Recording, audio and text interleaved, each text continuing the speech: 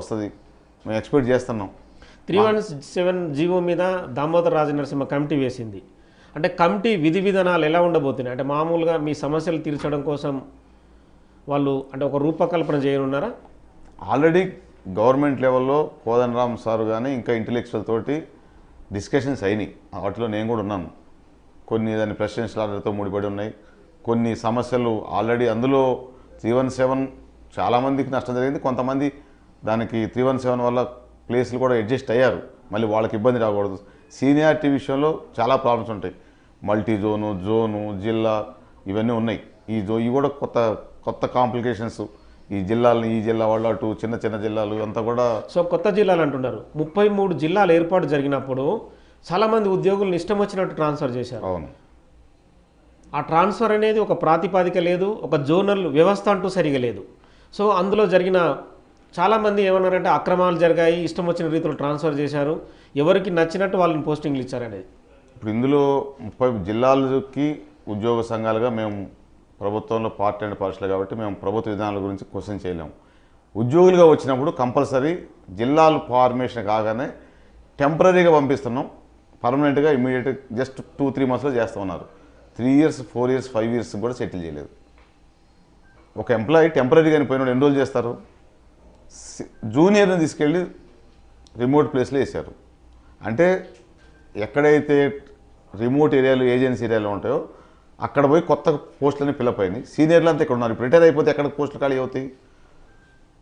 Plain ఏరియాలో ఎక్కడైతే focal పోస్టులు ఉన్నాయో అక్కడ పోస్టులు క్రియేట్ అవుతాయి. ఏజెన్సీ ఏరియాలో ఆ పోస్టులు అనేవి ఎప్పటికీ వేకెన్సీ రాదు. అంటే మేము చెప్పేది ఒకటే, ఎప్పుడైనా గవర్నమెంట్ నిర్ణయం తీసుకునేటప్పుడు అన్ని సంఘాలతోటి మేమేమి నిర్ణయం మేము తీసుకోం కదా, మాతో చర్చించండి. గత ప్రభుత్వంలో ఆ ఏర్పాటు జరగలే. అన్ని సంఘాలని ఒక జేఏసీ అనేదాన్ని దాన్ని కొలాబ్ చేశారు. జేఏసీ అంటే ఉద్యోగ ఉపాధ్యాయ కార్మిక గెజిటెడ్ పెన్షనర్స్తో సహా other department out sourcing temporary contract అన్ని ఎంప్లాయీస్ తోటి ఒక జేఏసీ ఫామ్ అయితే కామన్ ఒపీనియన్ క్రియేట్ అవుతుంది. ఆ జేఏసీ లెటర్ మీద మనం సిఎస్ గారికో సీఎం గారికో కన్సర్న్డ్ డిపార్ట్మెంట్ మంత్రివర్యులకు ఇస్తే అది జీవో రూపాయన వచ్చే అవకాశం ఎక్కువ ఉంటుంది. అది అందరి ఒపీనియన్ ఉంటుంది.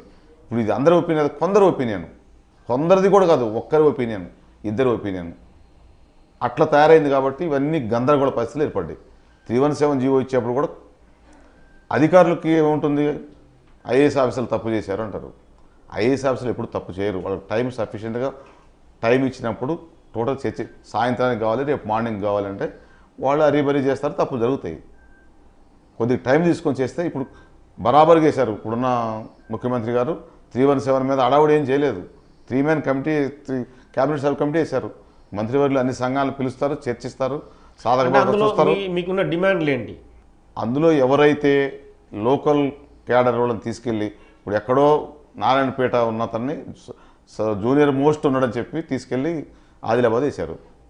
ఒక జూనియర్ అసిస్టెంట్ ఎంప్లాయీ, అతనికున్న శాలరీ ఎంత?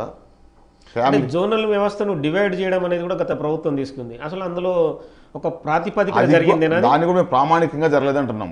కొంతమేరకు ఉన్నది, మేము పూర్తిగా తప్పు పట్టట్లేదు. కానీ జనరల్గా గవర్నమెంట్ కానీ పోయిన గవర్నమెంట్ కానీ అప్పుడున్న యూనియన్ లీడర్గా చలామణి అయిన నాయకులు కూడా ఏమంటారు, కొంతమందికి అన్యాయం జరిగిద్దని. యూనియన్ ఉన్నది కొంతమంది జరగకుండా ఉండడానికి వాళ్ళు కూడా జస్టిఫై చేయాలి. అవసరమైతే సూపర్ న్యూమరీ పోస్ట్ క్రియేట్ చేయాలి.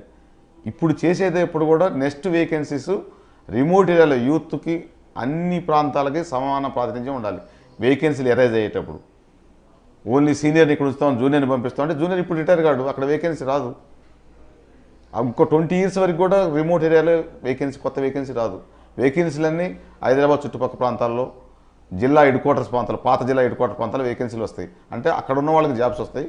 ఏజెన్సీలో రిమోట్ ఏరియాలో పనిచేసే వాళ్ళకి యూత్కి ఎప్పటికీ వేకెన్సీ వచ్చే అవకాశం లేదు. ఇందులో ఒక చిన్న ప్రశ్న, 33 జిల్లాల ఏర్పాటు అనేది కూడా సమంజసంగా జరిగిన నిర్ణయమేనంటారా? అంటే ఒక రెవెన్యూ డివిజన్ని జిల్లాగా ఏర్పాటు చేశారు. అంటే వాళ్ళ సొంత లక్కీ నెంబర్ కోసమో ఇంకో దానికోసమో చేసిందే తప్ప రాష్ట్రం డెవలప్మెంట్ చేయడం కోసం ఈ జరిగిన ప్రక్రియ కరెక్టే అంటారా? మేము పాలసీ మ్యాటర్లో గవర్నమెంట్ విషయాల్లో మేము పూర్తిగా అంటే ఇది అందరికీ ఒక రకమైన మా ఉద్యోగుల పరంగా చూసినప్పుడు నిన్నగాక మొన్న డిస్ట్రిక్ట్ వైజ్ ట్రాన్స్ఫర్ చేశారు ఎలక్షన్స్లో. ఈరోజు పార్లమెంటు ఏరియా వైజ్గా చేస్తున్నారు. ఇప్పుడున్న జిల్లాలు విడిపోవటం వల్ల ఆ పార్లమెంట్ కాన్స్టిట్యున్సీ ఏ జిల్లాలో ఉన్నా ఆ జిల్లాకి ఆఫీసర్ పోవడానికి లేదు.